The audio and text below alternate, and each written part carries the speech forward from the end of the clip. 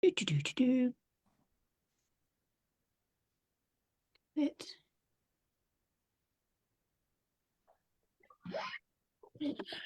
Right, it's gone to Facebook now as well. So there we go. Right, it's gone to Facebook now as well. So there we go. Right, it's gone to Facebook now as well. So there we go. Oh my goodness. That's about 4 times. Oh my goodness. That's about 4 times. I think you might have an echo.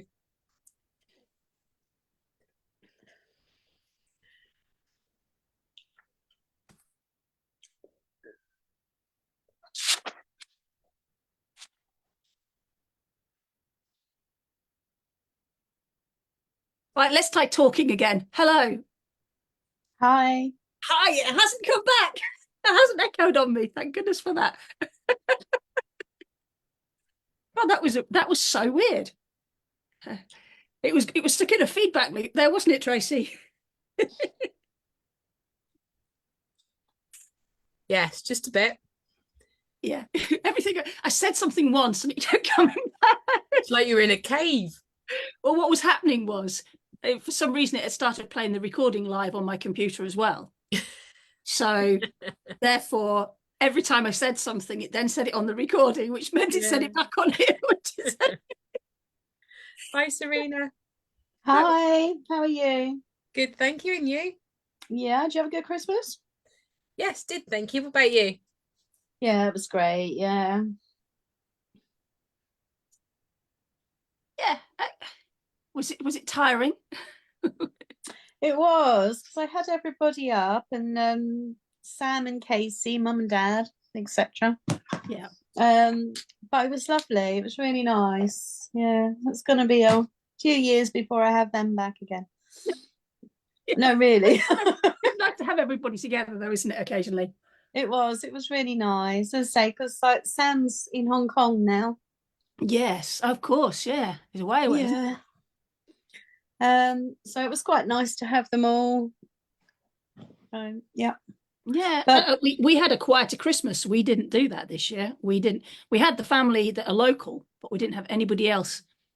Yeah. Which was handy, really, because we weren't very well. So it meant that we could just do things at plod, which was nice. Oh, did you have a bug or something?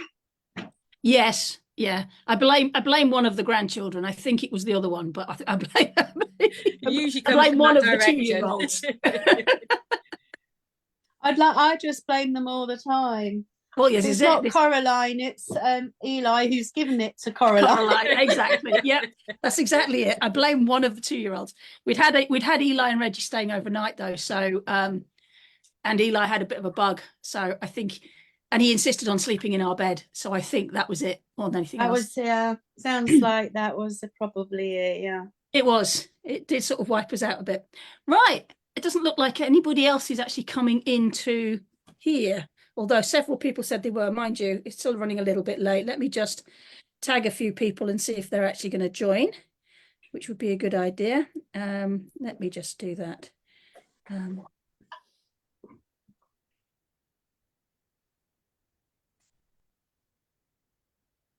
Let's cancel that because that's not what I wanted to do. I don't want to open up on my computer because mind you, open up on my there computer. You go. It's opened up on my phone now.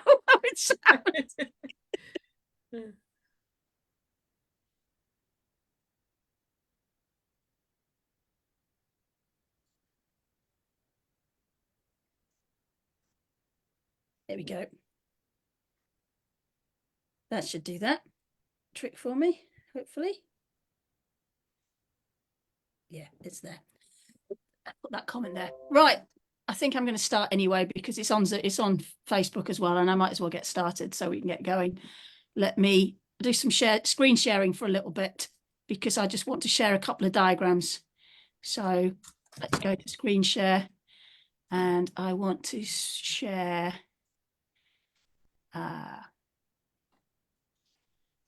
that. Share. Let me know what you can see. Can you see my screen? See first page of your PowerPoint. What is stopping me achieving my goals? Perfect. Okie dokie. It should be the presentation, but never mind. We'll do it that way. Right, excuse me.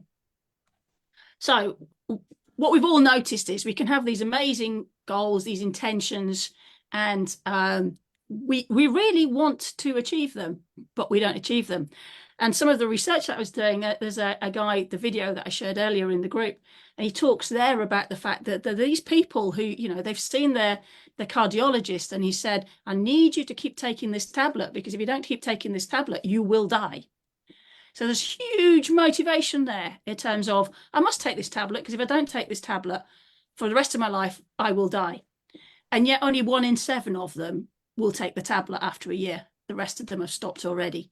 So the motivation is there because they want to live, not the 6 that aren't taking it still want to live, but for some reason they're not taking the tablet. And we find this in every aspect of our life. We can have this brilliant intention, which we wholeheartedly believe in. We've got a huge amount of commitment to, but for whatever reason, we just don't do the actions that are going to make that a reality. Something stops us doing it. And this is all to do with this brain of ours, which likes to keep us safe, because it's got this strange idea of what's safe and what's not safe. And so it does all of these things without us knowing about it at all, that stop us unconsciously doing the things we think we want to do. So I wanted to talk a little bit to start with about this whole idea of a goal, because when we have a goal, we often have an outcome in mind. So we start with the outcome we want, and we then build the actions we're going to take, which will then create the person or the thing we want to be. And the problem with that is the motivation is missing, because we're kind of hitting ourselves over at the head with this thing that says, you need to, I don't know, be healthier, have a healthier lifestyle, which is the one I've used there. You know, I need to have a healthier lifestyle, so I'm going to eat healthier, I'm going to take regular exercise, etc., etc., etc. So the actions that we tell ourselves to take are all about the fact that we need to be healthier. But we actually need to flip it to the other way around. And I often talk in business about this idea that when you're doing something in business, you need to start with the why. What is the motivation? What is the purpose? What is the reason behind something? And we need to do the same ourselves. So this is this idea of it's an inside out job. So instead of starting with the goal and working backwards to the outcome, we want to start with who we want to be. So what is it? So if I want to eat healthier, if I want to be healthier, I want to be a healthy person, we need to start with that idea of, if I am a healthy person, what are the habits I'm going to have? What are the things I'm going to do? That's where we start. And so that's the most important thing that we start with. What am I going to do? What are the habits I'm going to have? And that's a lot easier if we start from that whole idea of what are the habits that a healthy person would do? And then we need to make these tiny little changes, micro changes. In his book, Atomic Habits, James Clear calls these tiny little habits atomic habits. Now, we all know that an atom is a tiny particle. It's the smallest amount of an element you can have. But from those tiny, tiny, tiny little things that actually are mostly empty space, from those tiny things, when you stack them together, we get everything we have in our world. So when you create these tiny, tiny, tiny, tiny habits, when you stack them together day on day on day on day, you create an outcome that you want. It becomes a system that we have. So I forever relate this to the fact that when I was really, really depressed, I kept getting asked in all of the questionnaires they ask you, I kept getting asked, how are you around self-care? You know, do you get up and have a shower? Are you brushing your teeth every day? How difficult are you finding those things? And for me, it was a bit of a strange question, because these were things I didn't need to think about. They were habits and part of my daily pattern. I didn't have to think about them. Therefore, I didn't have to expend any energy on making sure they happened. And that's what we need to do in order to create change. We need to have these little habits that we stack on top of other habits. So, for example, when I'm doing physio, they often say for physio, do it twice a day. So there's an easy stack there for me. I can do it in the morning when I brush my teeth and in the evening when I brush my teeth. So I'm stacking one habit on top of another habit, so that I'm creating an ease, and that builds systems. So this whole idea of starting in with the outcome you want, starting with the who you want to be, as opposed to a thing. So create the person you want to be rather than the result you want. Do it from the inside out. Start with the why. And when we're building these habits, we are massively dependent on positive feedback, positive reward. So everything we do is linked around craving this reward. So if I think about one of the things for me that is a terrible habit that I ought to change, there's this thing in me that's built. It's a habit that was built probably when I was revising for my O-levels. I'm that old, it's O-levels, not GCSEs. When I was revising for those, I remember a member of staff, a teacher saying to me once, build in refreshment breaks. So what I've now got connected in my brain is when I study, I eat. And it's almost like I need to eat to study, or I reward myself for that hour at the computer by eating something. And that's not necessarily a healthy habit, especially when that eating something is something really easy to grab.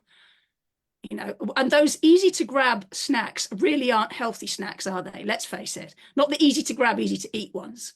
Because you don't really want something that's an effort to eat. You don't want to have to peel an orange before you then have to break it down into segments to eat. That's too much like hard work. You want something that's really easy to shove in your mouth. And so that's a habit that's built around that reward. The cue is I'm concentrating. I'm craving some sort of feedback loop here. I'm craving something because, I need to get to the end of this and I'm craving this. So the response, and therefore the reward is, the response is to go and get that biscuit, and the reward is the feeling that biscuit gives you. Yeah, that's how that feedback loop works. So sometimes what happens when we're aiming for something which is much more long-term, this change of sense of who we are, this change of identity, this sense of who we're being, like I want to create a healthy lifestyle, the reward's not quick enough, because we do these changes, but we don't see, we don't like, I'm going to eat more healthily. And you want that instant reward that says, I am already 10 pounds lighter. But it doesn't happen overnight. And so we also hit these plateaus where things just don't change. And that's the time when we go, hang on a minute, this isn't working. It's painful anyway, so I'm not going to do it. And we give up. So whatever we're doing in terms of the actions, the habits we want to create, there has to be some instant gratification. We have to have some reward. I know when we were talking earlier, Tracy, you talked about this feedback you'd had, which really had made you glow. And it makes such a difference to us. So we need to build in those sorts of things. So we need to think about, we also need to be realistic and know that the big change that we want isn't happening overnight. So we need to be looking and being really, really detailed, looking through a microscope, if you like, at what are the small changes that are happening. Celebrate the small changes that are happening, because the big changes are built on the small changes. So if, for example, if you make a 1% positive change in your life, 1% change in your habits every single day for 365 days, at the end of that year, the thing that you were making that change on is 37 times magnified from what it was when you started. The slight worrying thing is if you make a 1% change in the opposite direction, then you virtually whatever you started, you're back to zero. So this is the feedback loop. When we make very tiny changes, when we stack them one on top of the other, the outcome is huge. So this is the idea of habit stacking, but also making it easy for ourselves in habit stacking, so that we're building it, like I said about the physio and the teeth brushing, one habit on top of another. Life is so much easier when we do that. When we then look at what is your motivation for change, so this is all fine. This is all really, really good. And I could do all of this, and I could sit there and go, okay, so my small change for every single day is to have a smaller plate for my dinner in the evenings. That's my one change. And I could do that. But you know what? if somebody gave me a bigger plate, I wouldn't go, oh, I don't want that, I want a smaller plate. I'd just eat what was given to me, because there's something in me that was told when I was told when I was a kid, you have to eat up what's put on your plate in front of you. You don't say I don't want it, you just eat it, which is also an unhelpful thing to do, because you don't stop eating because you've had enough. You stop eating when the plate's empty, which is unhelpful. So I know that it doesn't matter how many of these little habits that I might want to create. In lots of cases, there's something that is hidden, something that I'm not sure about. There's something else that is happening that is making a difference. I'll just admit, Antonia, while we're here, it's making a massive difference. And one of the good questions to ask yourself is, what's the risk of doing this? If I change my plate size to a smaller plate, what's the risk of doing it? Not what's the risk of not doing it, because we've all got really good answers for that. If I don't make my life healthier, I'm shortening my life. That's easy. Yeah. If I don't lose some weight, then I'm much more at risk of diabetes or all of these other things. That's easy. I can give you all of those. What's the risk of doing the thing that you're saying you want to do? Because that's a really enlightening question. What's the risk? And I know earlier on today when we were talking about this, Tracy, the risk to me was that I'd scare myself, but I'd scare myself by the reaction I'd have to the thing that we were talking about. And so it's really interesting to look at that in much more detail in terms of when we're looking at these habits that we might want to stack, that might want to make these small changes on a daily basis that build into this massive change by the end of a year. We actually really need to look at that and go, okay, what's the risk of doing it? We actually really need to look at that and go, something has come on volume again, which is annoying. So I'm going to ask you a question, and I'd like some feedback from those of you in the group at the moment, actually, which is, if you've got a goal, if you've got an improvement goal, what is it? And what's your motivation for change? That's the first question. I want you to think about that first question. What is your motivation for change? First question. What is your motivation for change? So I'm going to ask you, Tracy. I'm going to put you on the spot. You're top of my screen at the moment, so I'm going to put you on the spot. What if you've got a goal? Think about the goal you might have, this improvement goal, about this sense of being somebody else, this new identity you want. What's the motivation behind it for that change? Can you identify a motivation? Yeah, I'm just trying to think of something I want to improve on. You've caught me off the hop a bit. Okay. Well, okay. So say, a lot of people set New Year's resolutions, don't they? Yes. Yeah. Is there anything that you thought about at the start of the year when you thought, okay, that'll be different this year? Yeah, the one thing I do want to do is be on time wherever I go, because I'm always late. Wherever I go, I'm right on Zoom, but if I'm going to a friend's or somewhere like that, I'm always late. And my motivation is to try and get there on time. So people don't, because my family said, well, you may as well be the white rabbit at the New Year's Eve party because you're always late wherever you go. Okay. So my question to you now is, what's the risk of doing that? Well, it's just not good on my reputation. No, really, not what's the risk of not doing it.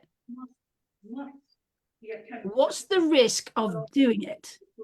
What's the problem? What's the risk to you of doing the thing you're saying you want to do? There is no risk to me because it will improve my life. Are you sure? Because if you wanted to be on time, you're quite intentional. You would be on time. So there must be a risk to you that's there of doing it. Okay. So not what the benefit of doing it is. What's the risk? Have a think about that. That's a good example of trying to identify. This is this thing I keep wanting to change. I mean, I'm a bit like you, that whole idea of being on time. I don't like wasting time. That was my excuse. Yeah. So I'd minimize the time available to get somewhere and leave it till the last minute. Yeah. And some people are the exact opposite. But it's then that idea of, okay, what is it that I'm fearful of being on time? because it will be that. Have a think about that. I don't necessarily want you to give me the answer, but I wanted to illustrate the kind of challenge that's coming in. Yeah. So this is where the next question comes in. This is your goal. You want to be on time. You say it's important to you because you say it would improve things for you in lots of ways. I'm curious as to whether this is a need or a nice to have.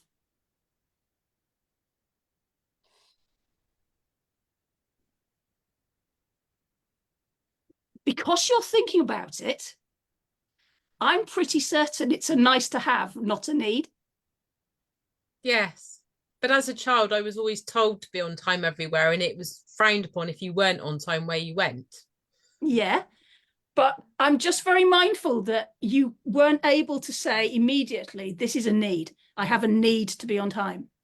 Yes. Yeah. Yeah. So because you haven't, it isn't important, this goal isn't important to you, it's important to others. Yes. Can you see the difference? Yes. Yeah. Yeah. So if yeah. something's not important to you, where's your motivation to do it? Where's your commitment to do it? Yes. Yeah. Okay. Yeah. So it's like somebody saying to you, you want to, oh, sorry about the sound. You'll be surprised it's chaos here. Okay. That's Antonio. I wondered where the noise was coming from. If you set a goal, sometimes we set these goals and we set them because somebody else tells us that there's something we need to do. But within ourselves, we still haven't got that commitment. We still don't believe that that's important. Somebody else may think it's important for us, but it's not top of our list. Yeah. Yeah. So we're missing some commitment. We need that commitment. So it's this commitment to this goal. What is our commitment to this goal? Doesn't exist, does it? No. So you kind of want to think, okay, rather than I need to be on time, what is the commitment you want to make to yourself? That means that this commitment will be important to you. It'll be a need, not a nice to have. Because you've already identified this goal is important to others around you. Yeah, we might have other things that the other way around. We might have a need. I don't know. We might have a need to build an income that's this big, but others around us might not think that's the most important thing for us.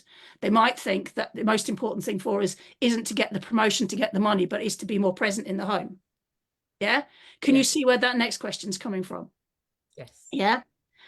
So, and then the next one is your goal about actions and changes, your actions and changes? In other words, is it something that's about you, that you have control of? Or is it something you can make excuses about because somebody else hasn't allowed it? Yeah. You know, so sometimes we have this thing, you know, it's impossible. I'm thinking somebody here who, you know, it doesn't matter what therapy I go to, I never get any happier. It's everybody else is rubbish. Yeah, there's no commitment within themselves to make that difference potentially, you know. And I know quite a lot of people who are committed, almost committed to being unhappy, as opposed to, because it's a sense of self and state of being that they're comfortable with and they're familiar with. Whilst they're uncomfortable being unhappy, the opposite is scary. Yeah. So when we've got fear in there, we need to try and unpick what that is. So when we're thinking about the goal or the commitment we want to make or the system we want to create, this sense of being of the person we want to be, we've got to make sure that we are motivated for that change, that it's important to us, that it is something that will actually make a difference, you know, for others around us as well, because that will help us with motivation. And we have sole ownership of us. It's about the things we are going to do, the things that the way we are going to be. So it's about us. And the next bit about it is, so you started originally, if you'd said to me, I am not going to be late, rather than I am going to be on time, the language would have also been a problem. Yeah. Because we are far more likely to do something if we state it in a positive way than if we state it in a negative way. So if I say, I'm going to eat a healthier meal because I'm going to do this particular thing, rather than I'm not going to have, I mean, this isn't true about me, I don't do it, but I'm not going to have a McDonald's every day. Yeah.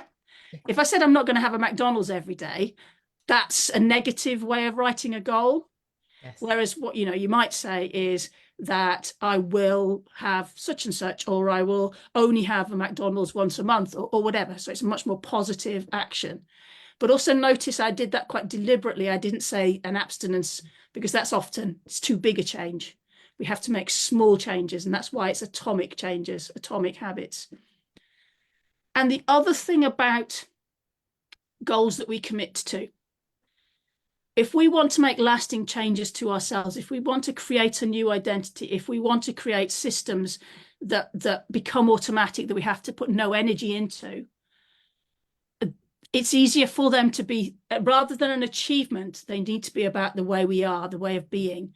So, for example, you get people who go, I will be happy when I'm rich. I will be happy when I get that gold medal. Or I will be happy when I win the World Cup, or whatever it is.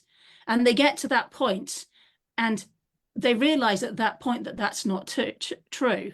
I mean, who was it? Johnny, what's his name, who did that last kick to win the World Cup in rugby for England a while back. He thought that was the pinnacle of his career, that he would be amazingly happy and satisfied for the rest of his life. And what he realized immediately after that was that wasn't the case, because it wasn't the fulfillment, because it wasn't the outcome that was important. It was the process that was important. And this is why it's creating systems rather opposed to creating goals. It's about, for example, there's an example whereby somebody says, I'm going to run a marathon. They run the marathon, they never run again. Or I'm going to be a runner.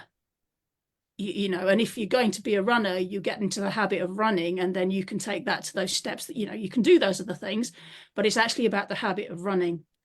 So it needs to be around the things that you're being as opposed to the things that you do, if that makes sense. Yeah. Yeah. Is this making sense, Serena? Yeah, it does. Yeah. Yeah. Are there things that you're kind of echoing with that kind of go, oh yeah, that's me? Because I know even when I'm saying it, I'm thinking, oh my goodness, yeah, I can see where I go wrong here. Yeah, I mean, my sort of goal this year was to just be happy with who I am and stop trying to mess about with it. Well, that's a good one, actually, because that's about focusing on being, isn't it? But it's actually about identifying who you are, I think, isn't it, a little bit? Yeah, I think I keep going, oh, I need to be thinner, I need to be, this, I need to be that. This year I thought, actually, I don't need to be any of these things. I just need to be me and find out who I am. So it's kind of the same thing, though, really. It is still a goal. It is a goal, yeah. Yeah, but and it's a positive goal, I think. So I think I'm all right with that one. I think it is a goal, and it's about a state of being as well, which is much easier to create systems around it. And I think it's about, I think in your case, it's really about finding time to really explore who you are, isn't it? And do the things that you like doing, which is great. Yeah. And not be bombarded with all these external motivations. Many, I mean, we were saying in the gym the other day, because it's January, so everybody's turning up to workouts, and it was really, really full, which is a bit disconcerting. Don't like it full. And I heard somebody else say, yeah, but it's January, it'll be quieter by February. Yeah. And this is the thing around these New Year's goals, isn't it? These New Year's resolutions.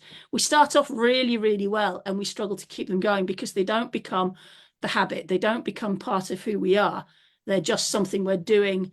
Either it's dry January or whatever it is, we're just doing it, and it's not becoming a habit. And it's also not important to us. And if things aren't really that important to us, we don't commit to them. No. So, I think my main one this time is no. I've decided that I'm going to say no. Good. A lot more.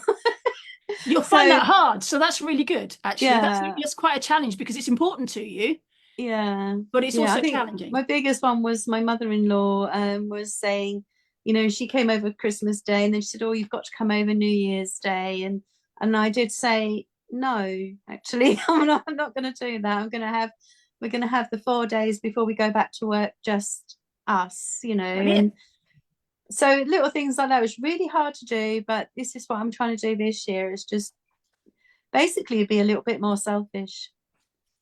Yeah, but you know that framing it as being a little bit more selfish is not the same as saying I'm going to invest in me. So Yeah. rather than be a bit more selfish, you're actually just going to invest in you because you've spent the rest of your life investing in others, and now it's time to invest in you. I think Yes, that's that's better. Yeah, I'm going to invest in myself yeah. first. I think And that's that it. and that's really important, and that's a state of being, and that is a really important state of being. As you've now come on camera, Antonio, where are you in terms of you know, this whole idea? Where have you been in the past when you've set goals and things? Sorry, I had a visitor, Okay. unsurprisingly. Goals, I tend to keep them clear and clear. I don't overset goals. So I've never done a New Year's resolution, for example. It doesn't work. I find that quite oppressive. Yes. So I will start something when I want to do it, I guess, and when it becomes necessary for me to do it. So I am doing different things for this year, but when I'm ready to do them. And I think sometime this month, I guess. Do you ever find yourself though in that gap between something that's really important to you, but the actions that you take don't quite match up to the thing that's really important to you? Don't be silly. You mean yes? Being silly now. You mean yes? Okay. Being silly now. I've never thought about it in that linear way. No. So maybe. But that's a very human condition, so it will have happened to everybody. It is a very human condition. Okay, I'm glad you told me. Awesome. Yeah, you know, it's a human condition. Most of the time we're not aware of it, and this is the thing. Exactly. But it's this whole thing around this competing demand between what we want to achieve versus what we're actually doing. Yeah. And there's a really good way of looking at this. If we've managed to articulate the thing that we want, that state that we want to achieve, that person we want to be in a clear way, then the next thing is to look at, so what am I doing or not doing that gets in the way of that becoming reality? Because that's the key thing, isn't it? So if I want to invest more time in myself, what am I doing, not doing that gets in the way? It might be I'm still committing, you know, when people, like you said to me, Serena, you want to say no more often, you know, it could be that what am I doing that gets in the way? Well, actually, I'm saying yes more than I'm saying no. Could be one of the things that I'm doing to get in the way. Yeah. Or I'm taking on things because I want to make other people happy. So I take on things, but I don't really have the time and space to do them. And so that's getting in the way of me doing the things I want to do. It could be those things. So when we look at our goal, the next thing to do is to look at what it is that we're doing or not doing that gets in the way of that. So what are the actions that we actually do that stop us achieving the thing that we want?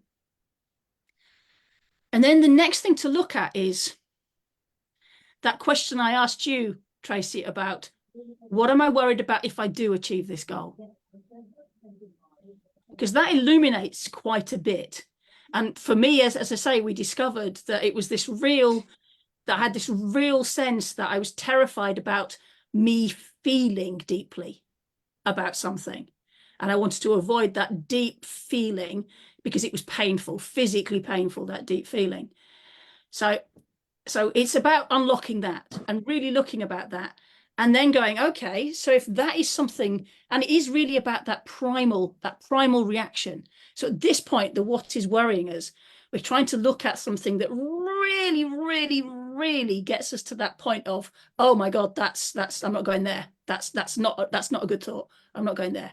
So this guy, you know, one guy who wasn't taking his tablets, he was asked the question and said, so what is it? You know, he thought he was going to get asked, what's worrying about you? What's worrying you about not taking your tablets? And this guy was actually asked, what's worrying you if you take your tablets? And he answered the question like Tracy did, what's worrying you if I do it about not doing something? But that was incorrect. And when it came down to it, he had this real deep sense of taking those tablets every day meant he was old, and he didn't want to do anything that made him think he was old. So therefore he wasn't doing it. He knew that if he didn't do it, he wouldn't get old.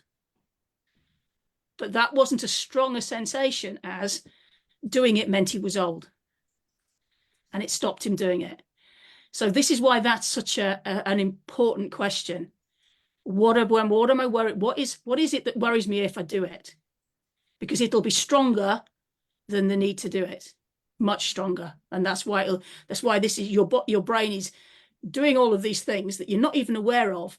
So something cues, if we go back to that cycle back here, there's a cue that triggers this. Oh my goodness, if I'm not careful, what's going to happen is I'm going to have this horrible feeling I don't want, this horrible sensation I don't want. So instead, I need to do something different. So that then creates this craving for whatever it is that's the opposite. And you do the opposite because you get that other reward, which is not feeling that horrible sensation that you were going to feel. And that's what's going on there. And that's really important to unpick. And from that worry box, we can create the, what does this tell me about my hidden competing commitments? In other words, it's like driving a car with one foot on the accelerator and one foot on the brake at the same time. It's a little bit difficult to make forward motion in a steady way when one foot's on the accelerator and one foot's on the brake, but that is what is happening. And sometimes these worries are so large that the foot on the brake is pressing harder than the foot on the accelerator. So even though you have this fabulous intention and this real need to make this difference, this big competing commitment, which is in the guy's case in terms of taking those tablets, was I don't want to be old. That was bigger. He was pressing harder on his brake than he was pressing on his accelerator to take his tablets. And that's what happens. We know something's important. It is important to us. We believe deeply that it's important. It's something that we need to achieve. It's something that we want to be. But this bigger belief over here that's held really firmly at your core takes over and presses the brake, and it doesn't happen. And this all happens without us knowing, which is why we have to make these things visible. So then the next thing is, so where's this big assumption? So what big assumption am I making and how valid is it? So for me, there was this thing around, I don't want to feel this deep sense of pain. And the big assumption there is that I can't recover from that. That it's so painful, it's going to hurt so much that there's nowhere else to go. And so when we've got this big assumption, we then have to check its validity. And I can tell you that I know damn well that the validity of that particular thing is zero, because I have huge amount of evidence, if I think about it, that says the opposite. So I then need to change this big assumption. And one of the motivators for helping us change this big assumption then becomes the what's the cost if I don't change? But we're only now looking at what happens if I don't do it, whereas we often look at what happens if I don't do it at the start. What we've done here is look at it at the end. So this is a really good exercise, and I will be putting the grid to kind of work you through this exercise in the group, because it's something that I found really useful. You need to do it more than once, because I've done it 3 times now and it's changed every time. The outcome is kind of getting better. My goal is being more clearly defined in terms of the state of being that I want. And the bit that's actually changed quite dramatically, and it changed today, didn't it, Tracy, in our conversation, was the, oh, what's my worry? Because I'm amazing. I've got this lovely book with a nice big book with all my vulnerabilities in it. And it's got this beautiful paper protective cover, cover sleeve on it. And the only thing I ever allow myself to even consider and verbalize and even think about is the images on the cover and the words on the cover. And those are the vulnerabilities that I share with everybody. And I can appear to be incredibly vulnerable and willing to be vulnerable. But what I've realized is that inside this book, I've never actually opened it. We started to open it today when I went, oh my God, that's painful. And my instinct straight away, oh my God, that's painful, is no, that book is shutting again. I don't want that book open. And this is what's getting in the way of those big things that we keep trying to do that we haven't yet achieved. There are several things in the way. if we have the skills and we have the knowledge, then the things that are in the way are to do with the way our brain is stopping us doing them. They're not important to us, or something else is far more important to us that we don't know about. We've got this hidden belief that is more important to us. So really, you know, that's not the end. That isn't the end, because we've got to work through this now.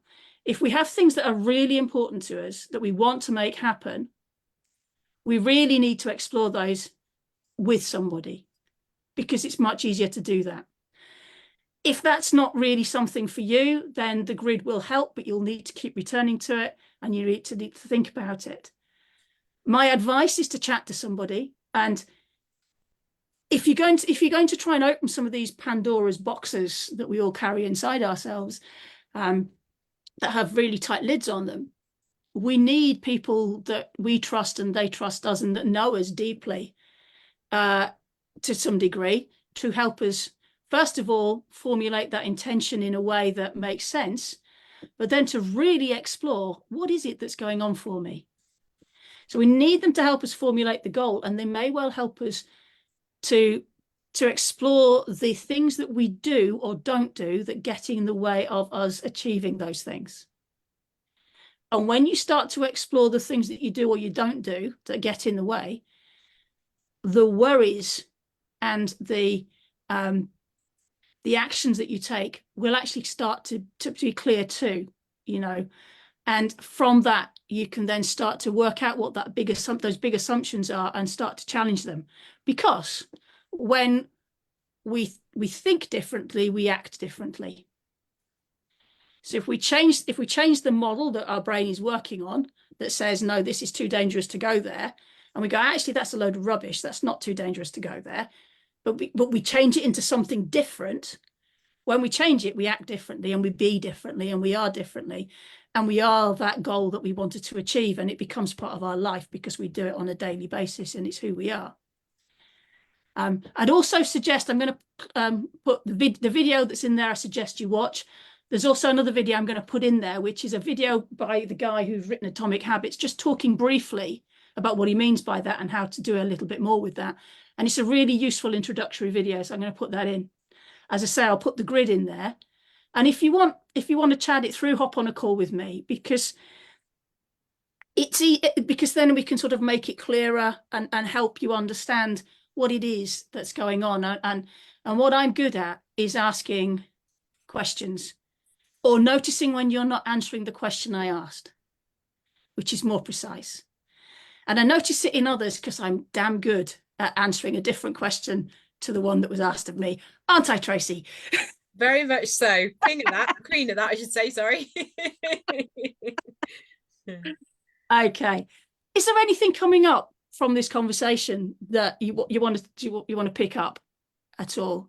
Is there anything that you thought, oh, that's really interesting, or that's been helpful for me, or anything? Because what I've tried to do really is to bring together a few different ideas that really are talking about the same thing, and explore that whole reason why we have these good intentions, and so often they fall foul of the mark where we wanted them to be. And however much we had those good intentions and however much we want to do them, but there are ways of making that difference and making it change and becoming who we want to be, as opposed to be always falling into those traps. Yes, Antonia. Mine is not very deep, if That's I'm okay. honest, but it is linked to quite a lot we talked about last year, I guess. Mhm. So my goal is to get fitter physically, and get more active to support the business growth that I need to grow. Yeah. But it was something you said, and I need to do that. I feel like that's kind of really important to get myself physically better from, all that kind of inactivity that last year brought upon me because of having to work so hard. But what's getting in my way, and I know I'm doing this, I only thought about it when you mentioned it, and other people might be feeling the same way, is it's a habit that I've learned from previously. It's the eating bad things because actually they give you the energy to do what you're doing. So you need to do that. to get the exercise. You need to do that to get the work done. Yeah. And actually, it's the worst thing. I know in my brain that it's the worst thing in the world, and a banana would be a much better plan, right? I get that. But actually convincing myself through doing it time and time again that will actually work is getting right in my way. So I'm still eating the chocolate. I'm thinking, well, I'll do it tomorrow. I'll be braver tomorrow, right? Yeah, it's really interesting. And that's why I posted what I posted the other I know. day when it, there was when that little video that was there, that little gif that was like the baby running out and then going nope and running away again. And Tracy said she heard my voice in that because that is very much me. Yeah. And we have these good intentions and they don't happen. I'm just going to say something on that because that's really interesting. There's very clear evidence that taking up exercise, like for example, running, just running, doing a lot of running, doing a lot of fitness exercises and everything else doesn't make us healthier in terms of, doesn't change our weight in any way. No, it won't. Okay. I know. Because what we do is eat more. So there's this relationship between exercise and food. We eat more, have the banana and the chocolate, I would. You're skinny. That's right. That's nonsense. I think it's really interesting, and this goes back to that micro habits that I was talking about here. It's about you're craving the food response reward. I'm wondering whether actually it is around changing this reward sense here somehow. So if you're punishing yourself because I want this, I want chocolate, but I'm going to eat a banana, that's going to feel really bad. It feels scary. Honestly, it feels like it's not going to. And I know from doing this, from eating properly, that actually the banana is so much better. It will give me much more constant source of energy. But actually getting that fixed in your brain takes a lot of habit building, doesn't it? It does. And it is those micro changes. So what I was wondering about was half and half to start with. Reduce the amount of chocolate and have half a banana. Oof. Right, Tracy, I'll probably eat both. Well, that's giving you both, isn't it? But I'm not a big fan of bananas. But also not having They the are access good. to things. Not having the access to things. So one of the biggest things around habits is our environment. If our environment doesn't support the habit we want to make the change in, then that habit won't happen. So one of the biggest things for me is that in our house, there are loads of crisps because the kids want them.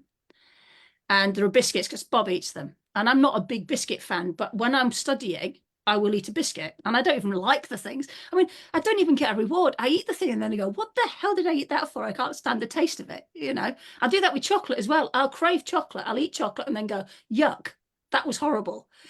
So it's about the environment. So it might be easier for you just to take those things out of your environment. It was much easier when my mother, bless her heart, hated chocolate, couldn't stand it. Suddenly can't get enough of it. Absolute nightmare. She can't get as much in the house as she can get. But that's the problem with your environment, okay? And This is one of the things for me. I know. And sometimes we can't control that as much as we would like. So make it easier to get something else. This is the only thing I can suggest. So do I move mum into a caravan on the drive? Would that be the Yeah, plan? that would work. That would That's work. a joke. You know that bigger car you've got? Is there room to sleep in there? There's room for 4 probably. If we Well, there all you go, fill you up. see. So there you go, move right there. Now, the thing is, the environment is key, but the other thing around that is there are other things you can do. So you talked about banana or chocolate, but maybe focus on the other things. Because you talked about being healthier, more, Yeah, so how I know. about a bit more physical activity? No, I need to. I know I need Yeah. to. But the problem with me is that circles back, and it's like I need chocolate to do that. Otherwise, I'll be tired and give myself a migraine, and I won't be able to do the work. And then it will be. The really know. bizarre thing about exercise is if I you know. want more energy to exercise, then exercise. I know. And when I was doing loads of it, you're absolutely right. And I So was energized. I was full of. This is the micro reward though. So the difficulty is getting out the front door. That's the hardest bit is the first step. Yeah, because the feedback loop starts to come in after that first step. I need to get my VR headset out again, don't I? Yeah, That's you do. what I need to do. I know. Yeah. Spend time on that because that gives you a lot of reward. It gives you a lot of exercise. but there's a really positive feedback loop in Yeah. there, and there's also that stress release. So the endorphins will come in. So rather than focusing on the habit that's going to be hard to change because there's loads of chocolate in the house, focus on something you can control. Does that make sense? Yeah, no, I will, and it will increase when it will become easier each time you It do does. that. The It's habit that sort of feedback loop embeds that I was itself talking into about on it. this slide here. I know. So yeah, that will work a lot better. I say But we not very have to build deep, those in. but We very have true. to build the feedback loop in because our brain and our bodies respond with cravings. The cue creates a craving and it needs a reward. And quite often that reward is not the helpful thing that we want it to be. So where we've got negative habits, that's the issue. You that we could need to change you the could feedback loop. strike the balance a little bit, because what I tend to do if I crave, because I'm a chocoholic, and I only allow myself to have chocolate after I've walked the dog, or if I've gone up and downstairs twice, then my reward is to have some chocolate. I tend to have that what I want when I've done what I need to do. Yeah, I but you see, don't have a lot. It's just you're very there. intentional in the way that you do things. And I Yeah. think, She's skinny. and Antonia's a bit like me. She's a little less intentional in her actions. I And bet also Tracy we can put eat half structure a around flake us as and well, rebel can't you? against it, don't we, No, I'd Antonia? eat a whole one and the box. No, you could though, couldn't you? I'd eat more than that. No, you could. But you and I, know. Antonia, if you put a structure around us, we rebel against it, don't we? Yeah, yeah. Whereas Tracy what? requires the structure because Yeah. otherwise she's lost. So Yeah. we're very different. Yeah. And that's why we have a different need in terms of how we change the habits that we want to change.